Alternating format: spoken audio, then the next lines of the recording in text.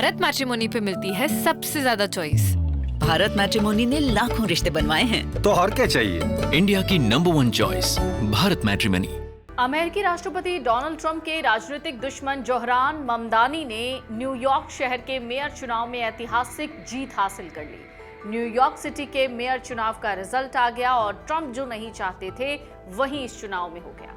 भारतीय मूल के जोहरान ममदानी न्यूयॉर्क के मेयर बन गए। 34 साल के जोहरान मेयर चुनाव में बाजी मारते नजर आए। लेकिन क्या ये ट्रंप के लिए मुसीबत का वक्त है? आखिरकार क्यों डोनाल्ड ट्रंप ने एड़ी चोटी का जोर भी लगा दिया, इसके बावजूद भी उन्हें हार का मुंह देखना पड़ा और न्यूयॉर्क में इतिहास बन गया। ममदानी दरअसल न्यूयॉर्क के पहले मुस्लिम मेयर बन गए हैं। ममदानी की जीत एक तरह से डोनाल्ड ट्रंप के लिए हार है।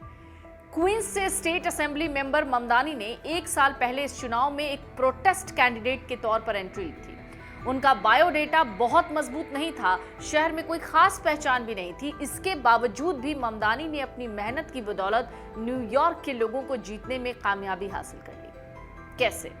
दरअसल न्यूयॉर्क मेयर चुनाव में 20 लाख से ज्यादा लोगों ने हिस्सा लिया, जो 1969 के बाद से शहर के मेयर चुनाव में सबसे बड़ी भागीदारी है।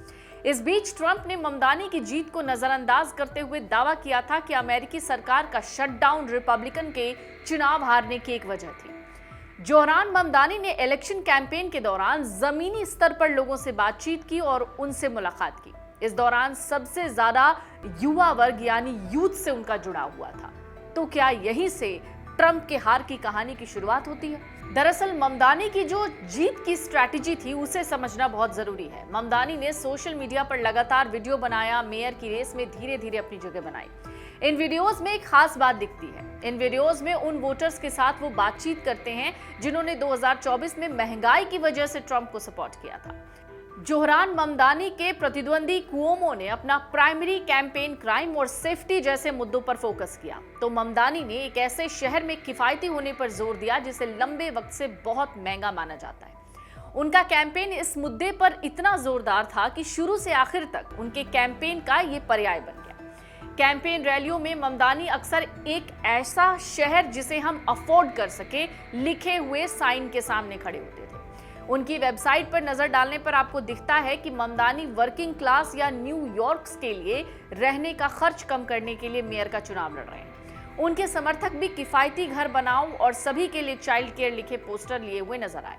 न्यूयॉर्क शहर दुनिया के सबसे अमीर शहर के तौर पर जाना जाता है। कहा जाता है ये इनोवेटिव शहर हमेशा जागता रहता है। इसके अलावा न्यूयॉर्क को नए एक्सपेरिमेंट के लिए भी पहचाना जाता है।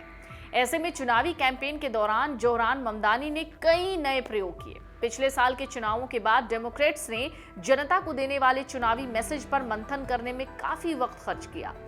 हिलरी क्लिंटन के 2016 के राष्ट्रपति चुनाव अभियान और कमला हैरिस के 2024 के राष्ट्रपति चुनाव अभियान की आलोचना में एक पहलू ये भी था कि वोटर ये नहीं समझ पाए कि हर उम्मीदवार किस बात के लिए खड़ा है और चुनाव लड़ने के पीछे उसका मोटो क्या है।